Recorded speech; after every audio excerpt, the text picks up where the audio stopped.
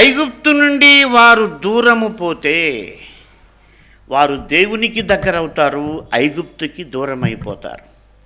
అందుకే ఫరో అన్నాడు, మీరు ఐగుప్తుకి దూరం పోవద్దు, మీ దేవునికి దగ్గర కావద్దు, ఇక్కడే అన్నాడు మొదట. అయితే వారు అన్నారు, 3 దినములంత ప్రయాణం మేము చేయాలి, మేము ప్రశాంతంగా చేయాలి, మీ ముందర మేము చేయలేం అని వాళ్ళు చెప్పారు.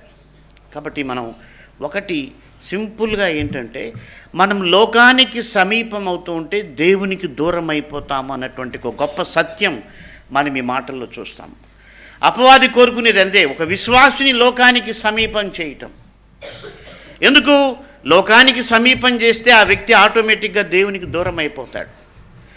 సో అలాంటి ఆ యొక్క స్ట్రాటజీ ఆ యొక్క నిర్గమకాండంలో చూసినటువంటిది ఇప్పుడు కూడా మనం చూస్తూ ఉన్నాం. అందుకే మనుష్యుల మధ్యలో అపవాది చాలా విషయాలు ఉంచింది, చాలా సమీపంగా ఉంచింది.